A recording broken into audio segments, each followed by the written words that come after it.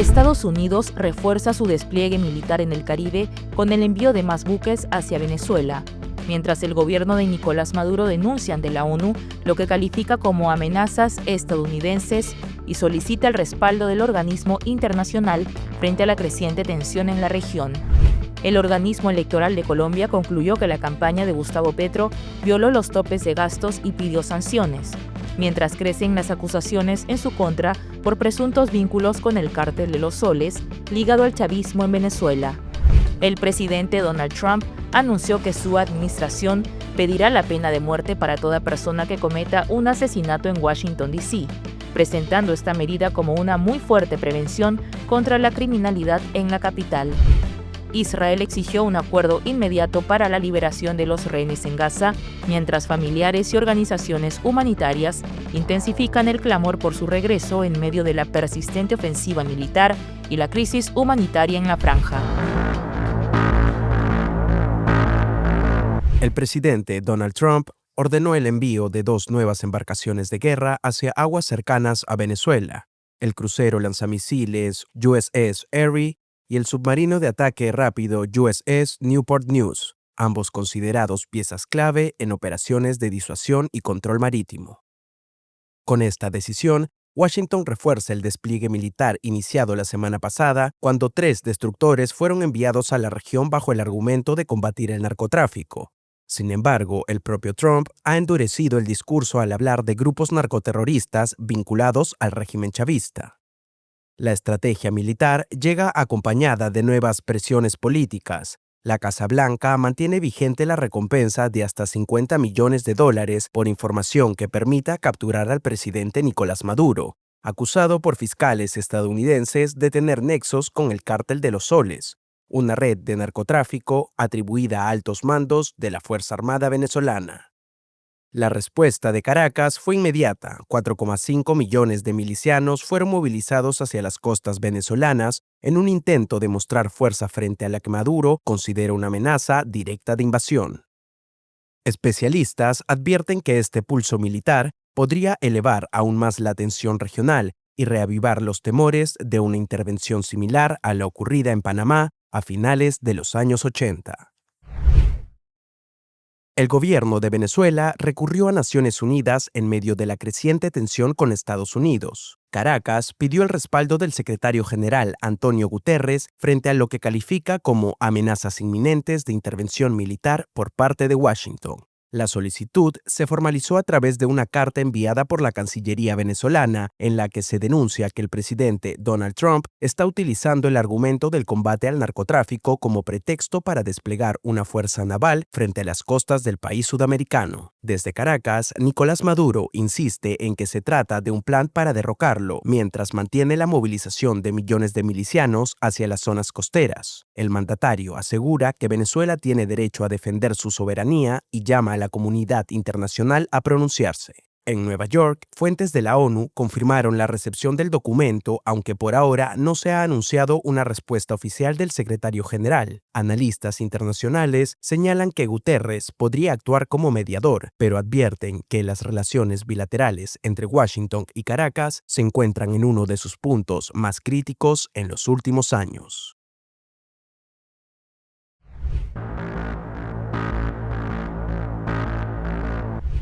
El presidente colombiano Gustavo Petro es acusado de colaborar con el cártel de los soles. Es el congresista estadounidense Carlos Jiménez el que lo señala de tener vínculos con el cártel ligado a Nicolás Maduro, luego que el presidente colombiano hiciera una publicación en su cuenta de X donde negaba la existencia de esos narcotraficantes.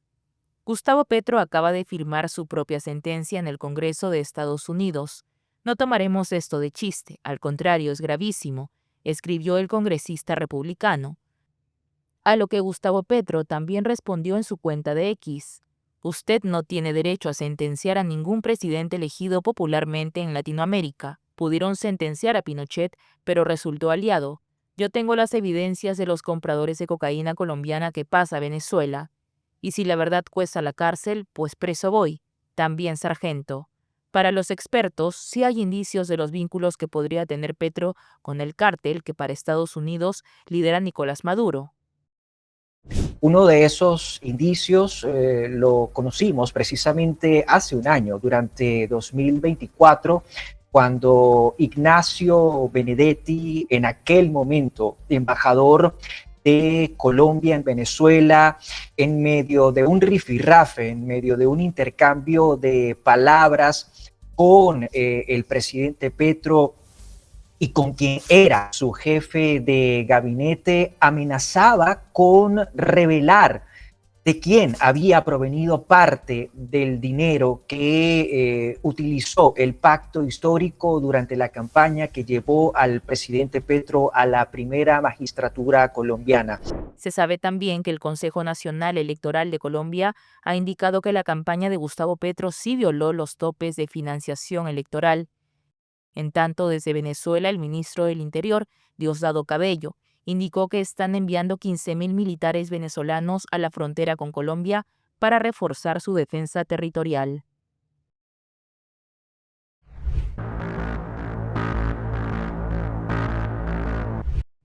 El plan de Donald Trump para acabar con la criminalidad en Washington sigue ejecutándose y endureciendo medidas. El presidente de Estados Unidos ha anunciado que su gobierno pedirá la pena de muerte para todo aquel que cometa un asesinato en la capital. Si alguien asesina a alguien en la capital, pena de muerte, dijo Trump durante la 7ª reunión de su gabinete. Según el mandatario, esta es una medida de prevención muy fuerte, pero aseguró que toda su administración está de acuerdo. El 11 de agosto, el gobierno de Trump tomó el control de la seguridad de Washington por 30 días, amparándose en la ley que permite intervenir la autoridad de la ciudad, justificando que existe una emergencia por la alta criminalidad. De los 800 miembros de la Guardia de Washington activados, 6 estados gobernados por republicanos han decidido enviar más efectivos. El número asciende a unos 2.000 efectivos solo de la Guardia Nacional. También patrullan la ciudad la Policía Metropolitana y agentes federales del FBI, la Administración de Control de Drogas, DEA, y el Servicio de Control de Inmigración y Aduanas, ICE. El presidente de Estados Unidos, Donald Trump, se quejó de que ni los medios ni sus críticos le reconocen suficiente mérito por su ofensiva contra la delincuencia y la inmigración, ahora respaldada por la Guardia Nacional, al tiempo que firmó órdenes que endurecen la represión federal en Washington y para procesar a quien queme la bandera del país.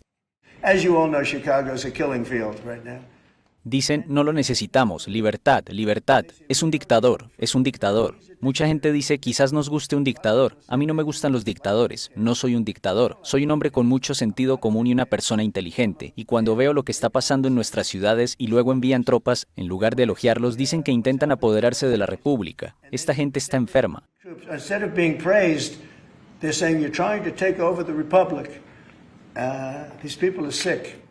Antes de ganar su segundo mandato, Trump anticipó que sería un dictador desde el día 1 y este mes desplegó la Guardia Nacional, que asumió el control federal de la policía en Washington, la capital del país, para contrarrestar, según él, un problema de delincuencia fuera de control. También dijo que estaba considerando hacer algo similar en Chicago y Baltimore, actualmente bastiones demócratas. El presidente criticó especialmente a J.B. Pritzker, gobernador de Illinois, quien ha dicho que Trump es un aspirante a dictador que quiere usar el ejército para ocupar Chicago, castigar a sus disidentes y ganar réditos políticos. En junio, Trump envió a la Guardia Nacional a Los Ángeles en contra de la voluntad del alcalde de esa ciudad y el gobernador de California. El magnate estadounidense también firmó una orden que da 1 año de cárcel a quien queme la bandera estadounidense, pese a un fallo de 1989 de la Corte Suprema que establece que ese acto está protegido por las leyes de libertad de expresión. El presidente estadounidense también ordenó al secretario de Defensa, Pete Hegseth, crear una unidad dentro de la Guardia Nacional asignada a Washington para el orden público y poner fin a las fianzas sin pago en efectivo. Un golpe que Estados Unidos llama histórico, pero que abre nuevas preguntas sobre el futuro del narcotráfico en México. Con 75 años y más de medio siglo operando desde las sombras, Zambada enfrentó este lunes cargos de narcotráfico, lavado de dinero y uso de armas. El Departamento de Justicia lo considera responsable de enviar más de 1.500 toneladas de cocaína a Estados Unidos, además de heroína y marihuana. Durante décadas mantuvo una red de corrupción que, según fiscales, compraba a políticos, militares y policías en México. La fiscal general de Estados Unidos, Pam Bondi, fue contundente. As you've heard, drug kingpin Ishmael Zambada Garcia, also known as El Mayo. Como ya saben, el capo de la droga, Ismael Zambada García, también conocido como El Mayo, ha confesado toda una vida de delitos al servicio del cártel de Sinaloa, una organización terrorista extranjera. Gracias al incansable trabajo de nuestros fiscales y agentes federales, El Mayo pasará el resto de su vida tras las rejas. Morirá en una prisión federal estadounidense, donde le corresponde.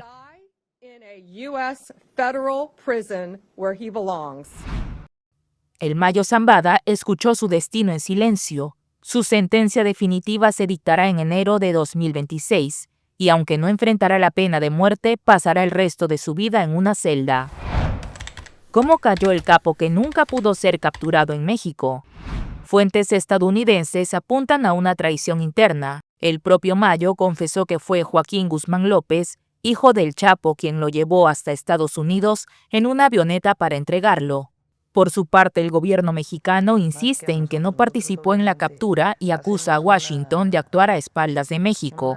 La presidenta Claudia Sheinbaum incluso cuestionó en conferencia de prensa. ¿Cómo fue que el Mayo llega a Estados Unidos? La detención del Mayo. Sí, porque hay que analizarlo todo. ¿Cómo es que llega a Estados Unidos? ¿Cuál es la declaración formal del entonces gobierno del presidente Biden frente a esa detención de cuando llega él a Estados Unidos? Su declaración de culpabilidad, las declaraciones de su abogado y las declaraciones de las autoridades. Yo creo que vale la pena analizarlo. Nosotros, nuestro gobierno, tenemos una estrategia que tiene que ver con dos grandes temas: la atención a las causas que provocan la delincuencia y particularmente la delincuencia organizada, atender a los jóvenes, y la otra, cero impunidad. Cero impunidad. Pese a las críticas para la DEA y el FBI, la captura envía un mensaje contundente. Nadie está fuera de nuestro alcance. El cártel de Sinaloa no es solo drogas. Es un imperio económico que, según Estados Unidos, generó más de 15,000 millones de dólares. Con el Chapo y el Mayo fuera del juego, el poder podría fragmentarse entre los hijos de Guzmán, conocido como los Chapitos, y células rivales. Esto podría desatar una nueva ola de violencia en México. Para las autoridades estadounidenses, Zambada era algo más que un capo, un narcoterrorista que financió asesinatos, secuestros y corrupción al más alto nivel. Para sus aliados en Sinaloa, era un patriarca que mantenía el equilibrio entre fracciones del crimen. Ismael Zambada, el hombre que nunca pisó una cárcel mexicana, terminará sus días en prisión. Para Estados Unidos es el fin de un imperio. Para México un desafío mayor: controlar el vacío que deja su caída. Porque cuando se derrumba un líder, otros pelean por ocupar su trono.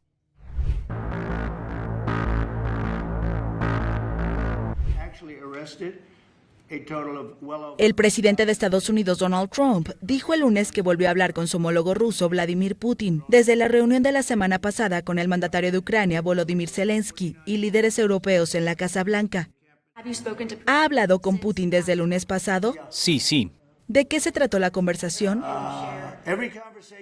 Todas las conversaciones que tengo con él son buenas, y luego, por desgracia, cargan una bomba en Kiev o en algún otro lugar, y me enfurezco mucho. Creo que vamos a lograr resolver la guerra. Es difícil. Pensé que de las 7 que resolví, esa sería la más fácil del grupo. Nunca se sabe qué va a pasar. Estás en una guerra. En la guerra ocurren cosas extrañas. El hecho de que fuera Alaska, nuestro país, creo fue una gran señal de que quiere lograrlo. No fue fácil para él ir a Alaska, ¿sabe? Venir aquí. Alaska, our country, I think was a big statement that he wants to get it done. That was not easy for him to go to Alaska, for him to come here. Trump mantuvo una histórica reunión con Putin en Alaska el 15 de agosto, en un intento por sellar un acuerdo para poner fin a la invasión rusa de Ucrania. Tras su conversación telefónica del 18 de agosto, Trump afirmó que Putin había acordado mantener una reunión bilateral con Zelensky. Sin embargo, Moscú ha afirmado desde entonces que no hay planes reales para tales conversaciones. Eso dependerá de ellos. Siempre digo que se necesitan dos para bailar el tango, y creo que deberían reunirse antes de que yo me reúna y probablemente cerrar el trato, pero creo que es apropiado que se reúnan. No se llevan muy bien, como comprenderán. Sin embargo, el mandatario estadounidense afirmó que aún creía que un acuerdo para poner fin a la guerra de Rusia contra Ucrania estaba cerca.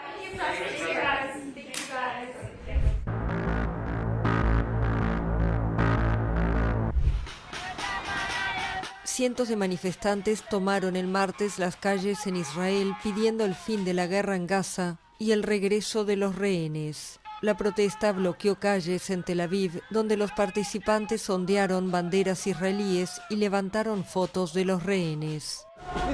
Esto es lo único que quiere la gran mayoría de los ciudadanos israelíes y es lo único que Netanyahu ignora a la opinión pública. Pero tenemos que gritar, nunca nos rendiremos, tenemos que terminar la guerra, tenemos que lograr un acuerdo por los rehenes. Mi hijo Nimrod debe ser liberado. Creemos que la única forma de que ocurran el acuerdo de rehenes y el alto al fuego es si el pueblo de Israel sale a las calles y exige lo que queremos. Queremos que nuestros hermanos y hermanas vuelvan a casa, no tienen tiempo. Queremos acabar con el derramamiento de sangre que está ocurriendo en Gaza. La manifestación tuvo lugar antes de una reunión del Gabinete de Seguridad que podría abordar la reanudación de las negociaciones para una tregua en el territorio palestino. El gabinete israelí aprobó a inicios de agosto un plan para que el ejército tome Ciudad de Gaza, lo que desató temores por la seguridad de los rehenes y una nueva ola de protestas en las calles. El grupo islamista Hamas, que gobierna Gaza, ha anunciado que aceptaba una nueva propuesta de tregua presentada por los mediadores Egipto, Qatar y Estados Unidos, la cual contemplaba la liberación escalonada de rehenes a lo largo de 60 días, a cambio de la liberación de presos palestinos en Israel. El gobierno de Netanyahu enfrenta presión dentro y fuera del país para que ponga fin a su ofensiva en Gaza, donde la guerra devastó gran parte del territorio palestino y provocó una crisis humanitaria. El Programa Mundial de Alimentos advirtió el martes que aunque la ayuda que Israel permite ingresar a Gaza aumentó ligeramente, todavía es insuficiente ante la situación de hambruna en el territorio.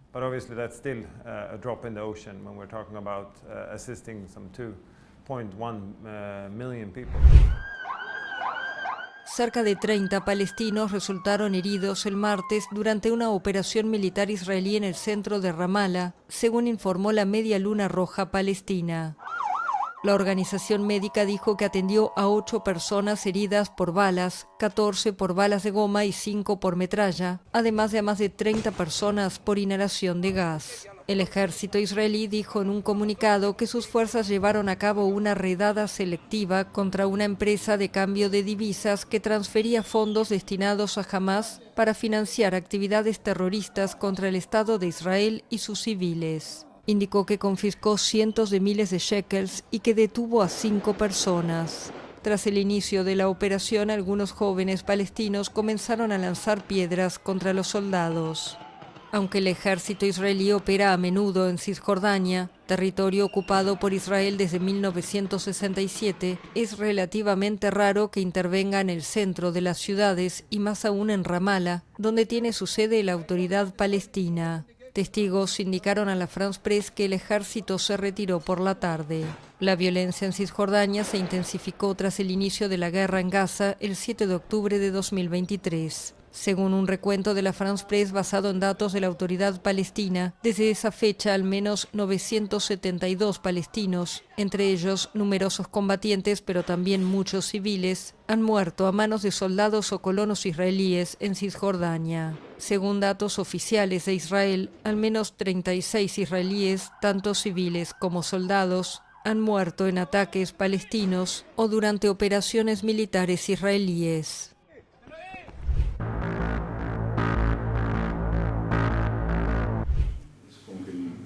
Bolivia no tendrá un ajuste severo para salir de la crisis económica, sino un periodo progresivo de estabilización. Eso afirmó el candidato presidencial de centro-derecha Rodrigo Paz en entrevista con la AFP. El senador de 57 años marca distancia con una receta menos radical que la que propone su rival de derecha dura, Jorge Quiroga. La gente entiende que hay que ordenar la casa. Por eso la gente no acepta el tema del, como en su momento otro candidato ha dicho, vamos al crédito con el Fondo Monetario Internacional. La gente dice, primero ordenemos la casa, veamos realmente qué nos hace falta y después hablemos con dicho fondo o hablemos con cualquier tipo de idea de crédito.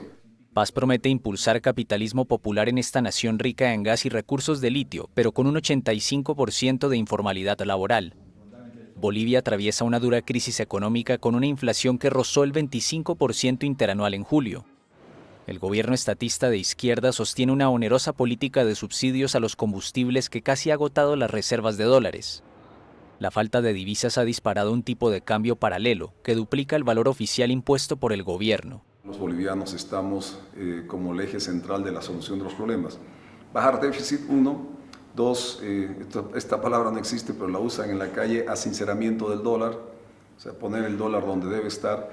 3, el Banco Central no debe ser la caja chica del gobierno, tiene que tener un rol claramente de manejo monetario claro, transparente. Ante el descalabro, el movimiento al socialismo dejará el poder después de 20 años. Sobre el proceso judicial que está en curso en contra del expresidente Evo Morales, acusado de un presunto caso de trata de una menor cuando era mandatario, Paz dijo que sus derechos se le van a respetar en función de las normas del sistema judicial, pero que se aplicarán con todo el rigor. Vamos a hacer una profunda reforma al sistema judicial, porque si bien la fijación es Evo por el ámbito político, pero si tú ves hoy día, 10 de cada 10 que están en la cárcel, 6 son detención preventiva. Durante los gobiernos de izquierda de Evo Morales y Luis Arce, hoy adversarios políticos, Bolivia fue uno de los más estrechos aliados del chavismo. Paz, aspirante presidencial de centro-derecha, quien venció en la primera vuelta, afirmó que Venezuela vive bajo una dictadura y que respalda cualquier acción que le ayude a ese país a recuperar su democracia. Yo no comparto el criterio de acciones de este tipo, pero si ayuda a Venezuela a recuperar su democracia, no puedo más que respaldar todo aquello que le cambie la vida a los venezolanos, que por lo menos puedan decir, o que le respeten su voto, porque es el principio. En Bolivia no tenemos una democracia perfecta, pero por lo menos al momento de votar, esta última elección ha habido garantías, eso no ocurre en Venezuela. Paz disputará con Quiroga el balotaje el 19 de octubre para definir el próximo mandatario de Bolivia, un país de 11.300.000 habitantes. El gobierno no, el gobierno lo que ha hecho es...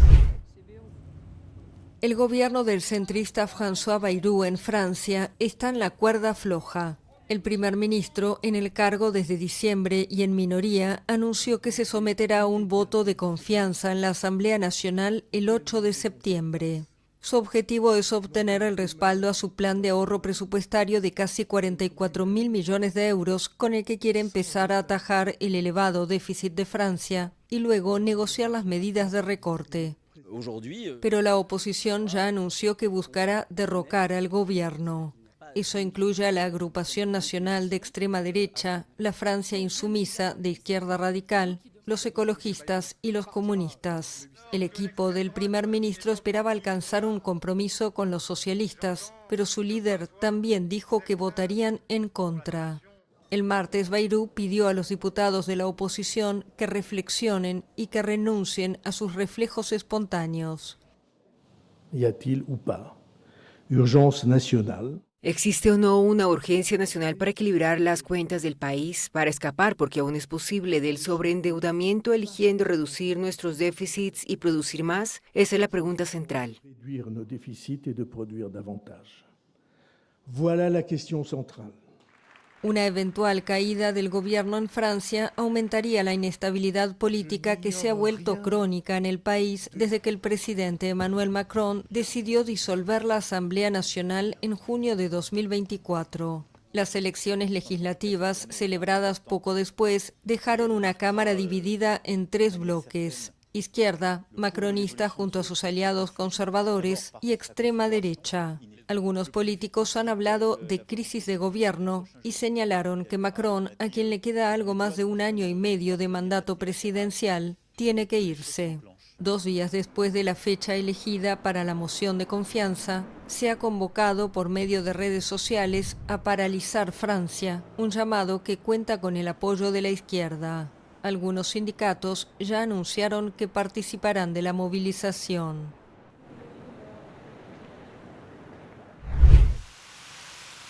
Tres personas murieron y poco más de una docena resultaron heridas tras el paso del tifón Kajiki por Vietnam. El tifón azotó el lunes el centro del país con vientos de hasta 130 kilómetros por hora, arrancó techos de miles de casas y dejó a más de 1.600.000 personas sin electricidad. Ante las lluvias torrenciales, las autoridades advirtieron el martes que todavía había riesgo de posibles inundaciones repentinas y deslizamientos en 8 provincias. En las calles de Vinh, en el centro de Vietnam, soldados y rescatistas intentaban remover decenas de árboles y piezas de tejados que bloqueaban las carreteras. Cuando me desperté esta mañana, la escena era desoladora. Los árboles estaban rotos y arrancados de raíz. Muchas casas tenían los techos arrancados y pertenencias valiosas destruidas. La tormenta fue realmente aterradora. Kajiki se debilitó a depresión tropical después de atravesar Vietnam y avanzó al oeste sobre el norte de Laos, donde también descargó lluvias intensas.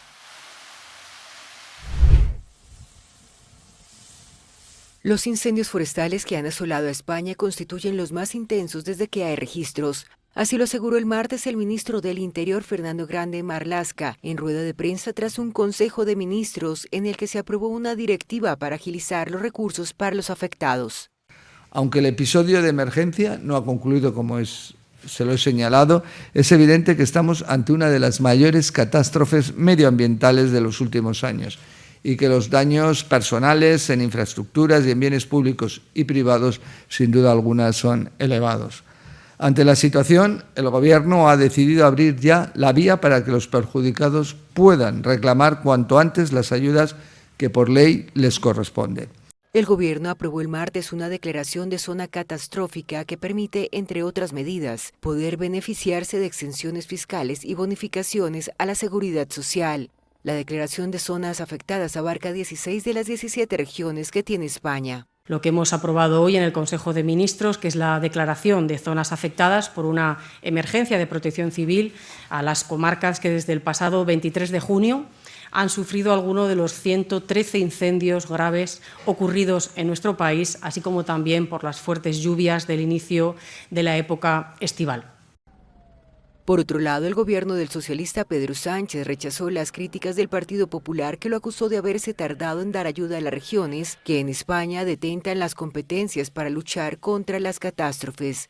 Castilla y León, Extremadura y Galicia, gobernadas por el PP, han sido las zonas más afectadas. Sin embargo, Grande Marlaska aseguró que el gobierno ha activado todos los medios estatales disponibles y ha contado con la ayuda de efectivos de otros países. Los incendios de las últimas semanas han dejado 4 muertos y más de 350.000 hectáreas quemadas.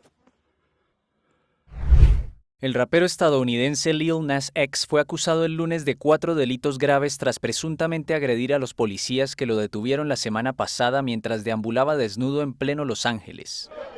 El artista de Old Town Road fue arrestado el jueves cuando caminaba desnudo por una importante avenida de la ciudad. Un portavoz de la policía declaró a la AFP la semana pasada que el sospechoso atacó a los agentes, fue detenido y trasladado a un hospital por una posible sobredosis. El rapero compareció ante el tribunal el lunes y se declaró inocente de 3 delitos graves de agresión contra un agente de policía y un cargo de resistencia al arresto. Se le fijó una fianza de $75.000 y se le ordenó regresar a la corte el 15 de septiembre. Las imágenes de la semana pasada se volvieron virales y causaron revuelo en Internet, ya que los usuarios de las redes querían ver al extravagante artista frente a la cámara.